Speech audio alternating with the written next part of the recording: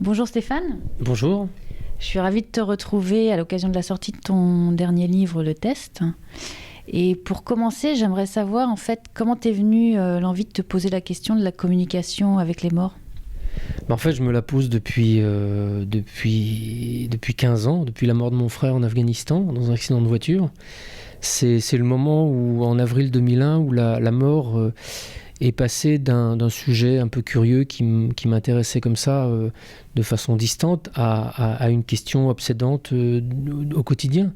J'avais ramassé le corps de mon frère, mort, et j'avais besoin de comprendre où il était, ce qui s'était passé, pourquoi. Mais j'avais besoin de le faire rationnellement et sérieusement. Et pendant plusieurs années, j'ai pas trop su quoi faire parce que s'interroger sur ces sujets-là, c'est du domaine de la spiritualité a priori. Donc, j'avais pas forcément envie moi d'avoir une croyance ou une nouvelle spiritualité. J'avais envie de réponses objectives. Et en fait, j'ai trouvé le biais plusieurs années après en découvrant notamment des travaux sur des expériences de mort imminente qui ont été pour moi la porte d'entrée sur ces phénomènes, parce que les expériences de mort imminente, c'est des expériences qui se produisent lors d'un accident ou de circonstances qui mettent parfois le corps et la personne en péril ou voire à la proximité de la mort. Et pendant ces moments où le cerveau est hors service ou dans un état vraiment altéré, les gens décrivent des expériences qui leur semblent plus réelles, plus nettes, plus précises que celles qu'ils ont en état de conscience normal. Par exemple, quelqu'un qui est en arrêt cardiaque parce qu'il vient d'avoir un accident de voiture, il se voit du dessus et il décrit la scène précisément, il a une impression extrêmement nette de tout ce qui se passe. Donc sans entrer dans le détail, j'avais, grâce aux expériences de mort imminente, un sujet qui était assez étudié, qui était assez observé par les médecins, qui m'indiquait que la mort n'était peut-être pas ce qu'on imagine dans notre société, c'est-à-dire quand le cerveau ne marche plus, quand le corps ne marche plus, il n'y a plus de conscience et tout s'arrête. Parce que là, l'expérience de mort imminente te montre que quand le cerveau ne marche plus ou qu'il est sérieusement endommagé, on a des expériences de conscience beaucoup plus nettes que ce qu'on a normalement.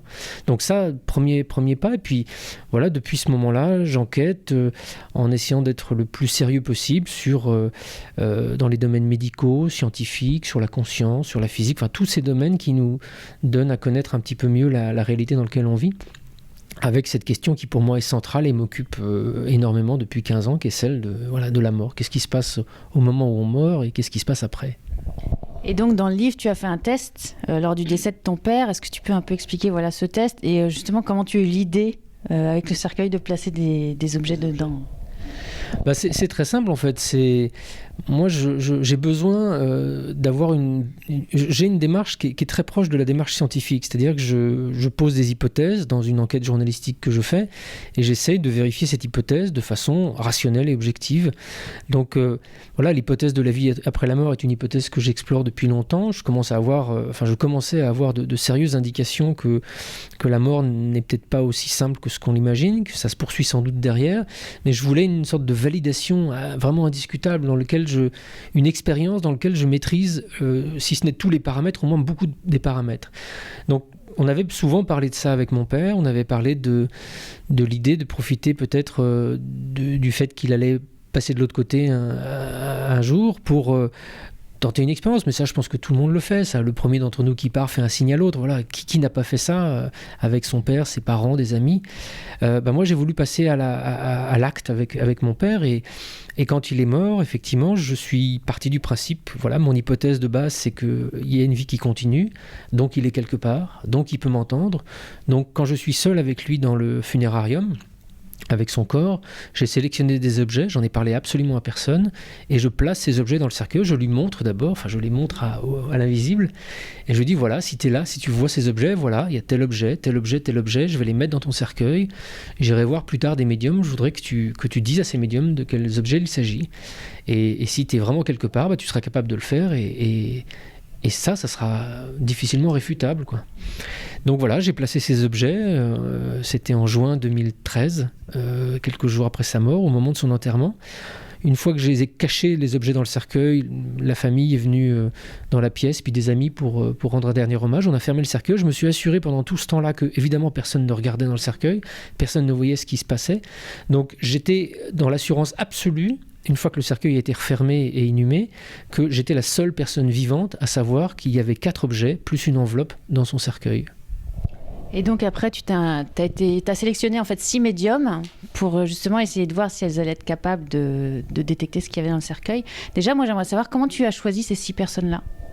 Je les ai choisis parce que je les connaissais. Je sais que la médiumnité est une capacité qui existe, que des gens prétendent communiquer avec des défunts et que la façon dont ils le font, et notamment plusieurs des médiums qui sont dans le bouquin, sont des gens que je connaissais depuis longtemps, donc dont je connaissais les capacités. Je sais que c'est aussi une sorte de capacité intuitive, qui est liée à l'intuition, donc qui demande du discernement, qui demande de l'expérience, qui demande des qualités qui sont pas évidentes à construire. Donc je voulais aussi donner toutes les chances à cette expérience de pouvoir réussir, et je voulais pour ça prendre des gens dont je connaissais vraiment les qualités.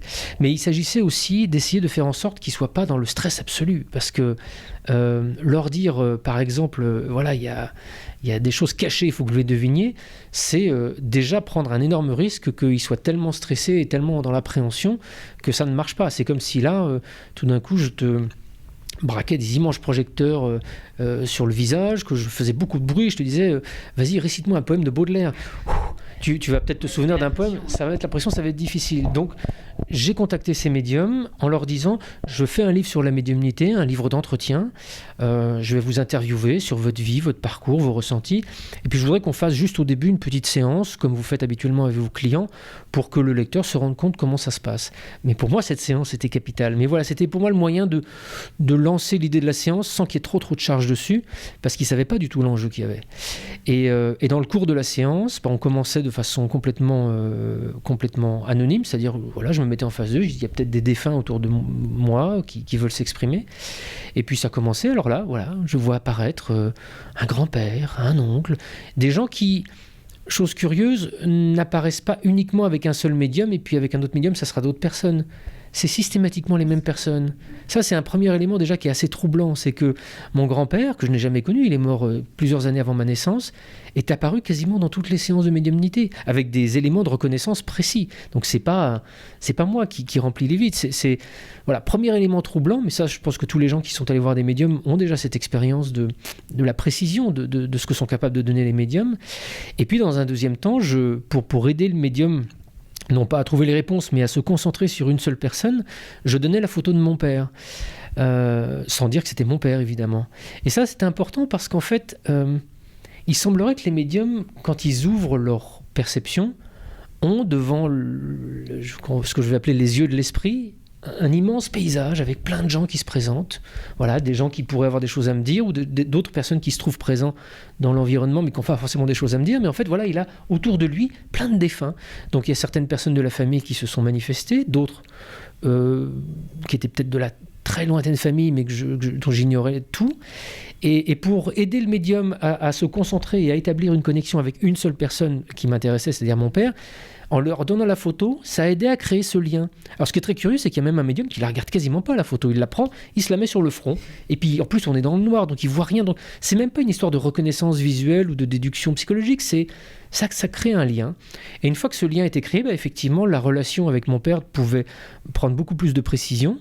Encore une fois, moi je restais extrêmement... je suis terrible, moi, pour les médiums. Je suis terrible. Ma femme m'a souvent dit, mais tu te rends pas compte dans quel état tu les mets, parce que je leur dis rien. Je leur fais aucun retour. Je leur laisse formuler des choses.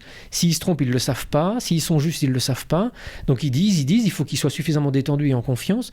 Mais pour moi, c'est ce degré d'exigence qui est absolument indispensable quand on fait ce type de recherche. Et voilà, et au final, il y a une espèce de relation qui s'instaure avec mon père, qui dit des choses que j'attends pas du tout, qui parfois dit d'autres choses que j'attends, et effectivement le test a marché, sinon il n'y aurait pas ce livre, il n'y aurait pas cette interview, donc ça a été pour moi mais totalement fracassant. Et le fait que ça marche, mais que ça ne marche pas forcément comme je m'y attendais, il y a des choses inattendues qui se sont produites, ça m'a permis tout d'un coup de questionner les médiums, de les interroger vraiment sur leur ressenti. Comment est-ce qu'ils sont sûrs qu'ils ne sont pas dans l'imaginaire, qu'ils ne sont pas dans la psychologie, qu'ils ne sont pas dans le sixième sens? Comment est-ce qu'ils sont sûrs qu'ils communiquent avec un défunt? Et ils m'ont livré, médium après médium, des éléments passionnant, fascinant. Moi, j'ai appris des milliards de choses. Et puis surtout, ce qui est plus important, c'est que les innombrables questions que je pouvais avoir sur la mort, sur ce qui se passe au moment où on meurt, ce qui se passe au moment où on part après, ils y ont répondu. Et ils y ont répondu en ayant réussi des tests qui, pour moi, rendaient leur réponse beaucoup plus solide et beaucoup plus crédible que s'il n'y avait pas eu du tout de test. Donc ce livre, il m'a... Enfin, tous les livres, quand on est écrivain, vous transforment un petit peu, vous affectent, mais celui-là m'a particulièrement bouleversé et a particulièrement fait changer quelque chose en moi de fondamental dans mon rapport. Et quelque chose, une peur a disparu, je suis dans un grand apaisement, je pense, par rapport à cette question-là, que ce soit la mort de mes proches ou que ce soit la perspective de ma mort future. Ce livre a été bouleversant à écrire et j'espère qu'il touchera aussi toutes celles et ceux qui le liront. Je pense que moi j'ai un rapport à la mort, j'ai la trouille, hein, franchement, que ce soit la mienne ou celle des autres, c'est quelque chose qui m'est limite inacceptable. Et c'est vrai que quand on lit le livre, ça procure un certain apaisement, où on se dit finalement c'est peut-être pas si terrible que ça. Et je pense qu'en ce sens-là, ça peut soulager les gens et aider les gens en fait, qui ont du mal à faire un deuil, par exemple, le fait de lire le livre. Après, moi, il y a une question, en fait, je pense que peut-être beaucoup de gens se posent, c'est quelle est la différence entre un médium et un voyant ? Parce que souvent, les termes sont complètement confondus et on dit un médium, il doit te dire l'avenir, est-ce qu'il doit parler avec les morts ? Enfin, voilà, comment tu interprètes ça, en fait, cette différence ? Oui, effectivement, les gens auxquels j'ai fait appel dans le test sont des médiums qui pratiquent aussi la voyance. Donc, pour moi, le thème médiumnité et médiumnité spirit, ça concerne une activité qui consiste à communiquer avec des défunts. La voyance, c'est obtenir des informations sur un client ou sur son avenir, ou sur sa vie, ou sur ses proches, pour lui apporter des éléments qui lui permettraient d'enrichir un peu sa palette de décisions quand il doit prendre une décision et voir ce qui va se produire dans l'avenir. Ces deux capacités font appel, pour moi, à une chose qui est un peu similaire, que j'appelle communément une sorte de super sixième sens, de super sensibilité, de super intuitivité. Donc ils sont capables, en se mettant dans un état particulier, qui parfois est similaire, de capter des informations sur une personne qui se trouve en face d'eux, comme de capter des informations provenant de défunts qui leur parlent. Donc effectivement, la grande question qui se pose et qu'on m'a souvent posée par rapport à ce bouquin, c'est quand les médiums réussissent le test, ou quand ils me donnent des éléments sur ma famille ou sur des proches décédés, qu'est-ce qui prouve que c'est bien des défunts qui leur donnent et que c'est pas plutôt une sorte de voyance qu'ils sont en train de faire ou de sixième sens. Et en fait là, au-delà des informations qui sont données, que parfois j'ignore, qui là demanderaient à être à expliquer comment un médium peut avoir quelque chose qui n'est même pas de l'ordre de la télépathie, puisque l'information que j'ignore, il la donne. Au-delà de ça, ils ont l'habitude, justement. Ils ont l'habitude de ces deux pratiques. Ils savent très bien, eux, dissocier une information qui leur vient sous forme de voyance, c'est-à-dire une sorte de flash, qui ressemblerait peut-être plutôt à un souvenir, d'une autre information qui vient sous forme d'injonction, de phrase, qui émerge comme ça dans leur cerveau, presque comme s'ils avaient entendu une phrase leur taper à l'oreille. C'est un peu comme si là, quelqu'un vous demandait, mais comment est-ce que vous êtes sûr que vous êtes en train de parler avec Stéphane Alix, et que c'est pas en fait votre sixième sens qui vous fait vous connecter avec des mots qu'il aurait pu prononcer un jour. Parce que je vous réponds, parce que si je dis une bêtise, vous allez me corriger, parce que je peux vous surprendre avec des réponses que je fais. Enfin, voilà, il y a toute une forme de relation entre nous qui fait que vous sentez que... je ne sais pas pourquoi je passe au vous. Tu sens qu'il y a à côté de toi quelqu'un de vivant qui réagit par rapport à ce que tu dis. Alors que la voyance, une information qui vient de la voyance, c'est plus une sorte de souvenir très statique, comme si je te demande là de fermer les yeux et de te souvenir de ce que tu as pris au petit déjeuner ce matin. Tu fermes les yeux, tu vas voir une image lointaine, distante, avec ce que tu as pris au petit déj, mais en aucun cas tu vas voir un bonhomme ou une personnalité qui te dit « j'ai pris ça » ou « tu as pris ça ». Donc là, on est dans un autre registre que la preuve objective, mais on est dans un ressenti très important qu'ont toutes ces médiums et ces médiums, et qui pour moi est vraiment fort, parce que par une sorte de ricochet, cette espèce d'intelligence qu'il y avait à côté d'eux, je l'ai ressentie aussi par moments. Dans la façon dont mon père s'exprimait à travers eux, dans la façon dont il me disait certaines choses et il ne me disait pas d'autres, et puis dans le calendrier et la façon dont il décidait de dire les choses qu'il voulait me dire, j'ai vraiment senti une intelligence. J'ai vraiment senti quand je dis une intelligence, c'est-à-dire une personne présente dans la pièce avec nous. On était... Et même, voilà, tu disais que ce livre a apaisé un petit peu certaines de tes peurs. C'était notre deal de départ. Moi, j'ai besoin que mon travail soit utile. Je ne fais pas ça juste pour m'amuser, parce que c'est intellectuellement sympa comme question. Mon frère est mort, ça a créé une souffrance terrible dans ma famille, et je sais que des millions de familles sont confrontées à des pertes comme ça à travers la France et puis à travers le monde. Donc j'ai besoin que ce travail-là soit utile aussi pour ceux qui le désirent. Et c'était un peu le deal de départ avec mon père. C'est-à-dire, j'aurais aimé que ce livre-là, mon père puisse le lire avant de partir. Parce que malgré tout, il avait des appréhensions, malgré notre discussion, malgré nos nombreuses discussions. Il avait évidemment des appréhensions. Évidemment, dans ces dernières semaines, la perspective de peut-être pas se réveiller un matin était parfois terrifiante. Et j'aurais aimé lui donner pleinement accès à toutes ces informations que j'ai réussi à synthétiser dans ce livre. Et c'est ce que je lui ai proposé après sa mort. Je lui ai dit, voilà, tu vois, il y a certaines réponses que tu n'as pas trouvées de ton vivant. Il y a certaines réponses que je n'ai pas réussi à te donner dans mes précédents livres ou dans les autres que je t'ai donné à lire. J'aimerais qu'on fasse ce livre ensemble pour que toi et moi, on puisse fournir à des femmes, des hommes qui sont dans la même douleur, qui accompagnent quelqu'un qui se passer. Parce que maintenant, tu es de l'autre côté, tu vois comment ça se passe, et on a travaillé ensemble sur ce livre-là. On l'a vraiment fait. J'ai vraiment eu le sentiment d'une collaboration entre le monde invisible et notre monde à nous.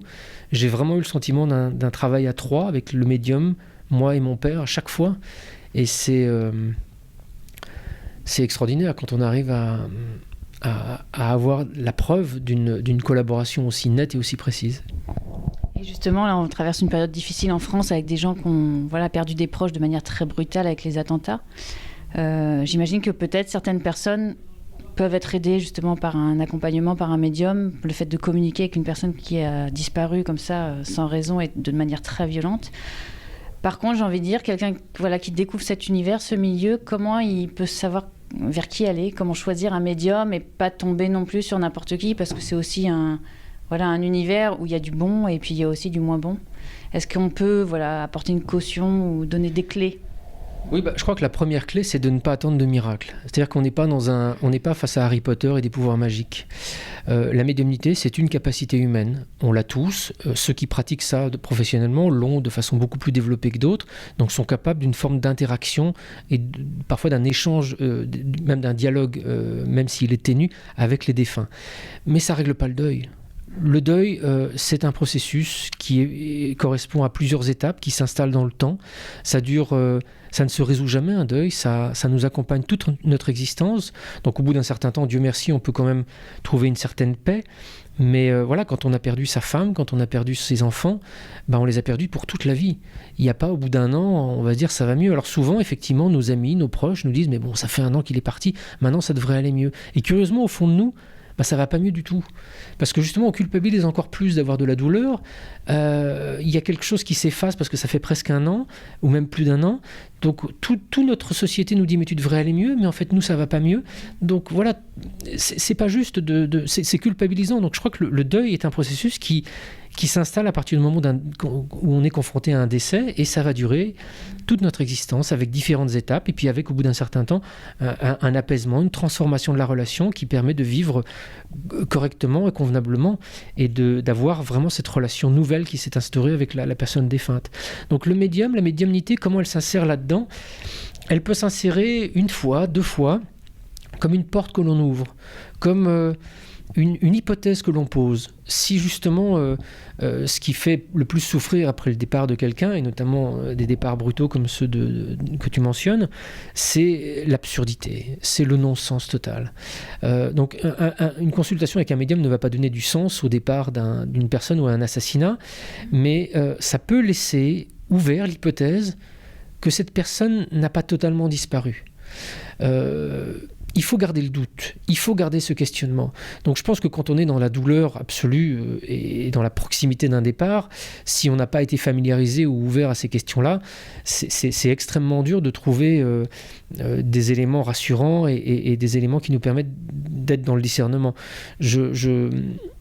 j'aurais envie de dire que ce livre-là, je l'ai fait avec un esprit rationnel, en le destinant à des gens qui sont dans ce degré d'exigence que j'avais moi-même et que mon père avait moi-même.